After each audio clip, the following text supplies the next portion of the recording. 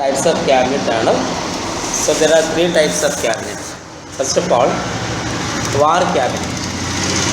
The war cabinet constituted for meeting war situation is known as war cabinet. So war situations meet ചെയ്യാൻ വേണ്ടി എന്ത് ചെയ്യുന്ന പിടിച്ചു കൂടുന്ന ക്യാബിനറ്റ് ആണ് എന്താ വാർ ക്യാബിനറ്റ് എന്ന് പറയുന്നത്. It was Lloyd George who created war cabinet in 1960.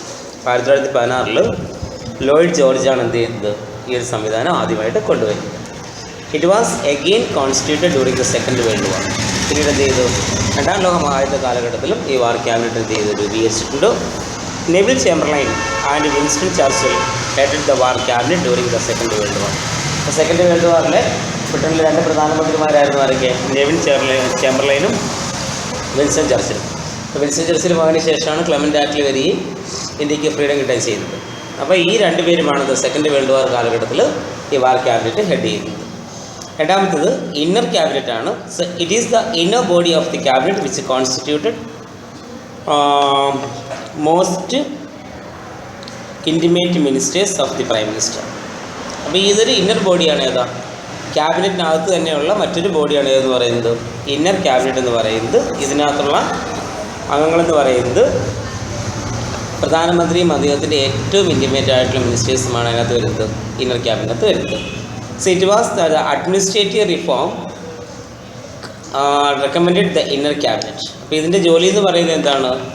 Inner ക്യാബിനറ്റിനകത്ത് എന്ത് ചെയ്യുന്നു? അഡ്മിനിസ്ട്രേറ്റീവ് റിഫോംസ് എന്ത് ചെയ്യുന്നു? കണ്ടക്ട് ചെയ്യുന്നു. ഈ 1940s and 50s it was very familiar in Britain. അപ്പോൾ 1940കളിലും 50കളിലും എന്താ ബ്രിട്ടനിലെ സംബന്ധിച്ചിടത്തോളം വളരെയധികം എന്താ പരിചിതമായിട്ടുള്ള ഒന്നായിരുന്നു എന്ന് പറയുന്നത് ഇന്നർ ക്യാബിനറ്റ് എന്ന് പറയുന്നത്. മൂന്നാമത്തെ ഷാഡോ ക്യാബിനറ്റ് ആണ്.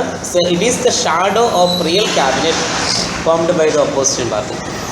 ഓപ്പോസിഷൻ ഇത് നോട്ട് ചെയ്ത് വെച്ചോണം, ചിലപ്പോൾ സാധ്യതയുള്ളതാണ് ചോദിക്കുക. അതായത് ഓപ്പോസിഷൻ പാർട്ടി റൂളിംഗ് പാർട്ടിയുടെ റിയൽ ക്യാബിനറ്റിന് ബദലായിട്ടുണ്ടാക്കുന്ന ക്യാബിനറ്റാണ് ഏതാ ഷാഡോ ക്യാബിനറ്റ് എന്ന് പറയുന്നത്. It is an imitation of real cabinet. Real cabinet ഇമിറ്റേഷനാണ് എന്ന് പറയുന്നത് shadow cabinet. The opposition party organise themselves and create the shadow cabinet. Shadow cabinet എന്ന് പറയുന്നത് എന്താ ഓപ്പോസിഷൻ പാർട്ടീസ് ഒരുമിച്ച് അതിനകത്ത് മെമ്പേഴ്സ് എന്ത് ചെയ്യുന്നു ഒരുമിച്ച് ചേർന്ന് ഉണ്ടാക്കുന്ന ക്യാബിനറ്റാണ് ഏതാ ഷാഡോ ക്യാബിനറ്റ് എന്ന് പറയുന്നത്. It consisting of former ministers and opposition leaders to direct and coordinate the activities of opposition. അതായത് ഓപ്പോസിഷൻ്റെ പ്രവർത്തനങ്ങളെ കോർഡിനേറ്റ് ചെയ്യുന്നതിന് വേണ്ടിയിട്ട് ഇപ്പോൾ നേരത്തെ ഓപ്പോസിഷൻ പാർട്ടിയിൽ ഉണ്ടായിരുന്ന മിനിസ്റ്റേഴ്സ് കാണുമല്ലോ, നേരത്തെ റൂളിംഗ് പാർട്ടിയിലായിരുന്നപ്പോൾ ഉണ്ടായിരുന്നതിനകത്ത് മിനിസ്റ്റേഴ്സ് ആണല്ലോ. അപ്പോൾ അവരും അതുപോലെ തന്നെ ഓപ്പോസിഷൻ ലീഡേഴ്സും കൂടി ചേർന്നാണ് എന്തുണ്ടാക്കുന്നത് ഷാഡോ ക്യാബിനറ്റ് ഉണ്ടാക്കുന്നത്. This came to be known as shadow cabinet. ഇതിനാണ് നമ്മൾ എന്ത് വിളിക്കുന്നത്? അതായത് ഓപ്പോസിഷൻ്റെ ആക്ടിവിറ്റീസ് കോർഡിനേറ്റ് ചെയ്യുന്നതിന് വേണ്ടിയിട്ടാണ് എന്തുകൊണ്ട് വരുന്നത് ഷാഡോ ക്യാബിനറ്റ് രൂപീകരിക്കുന്നത്. So it formulates the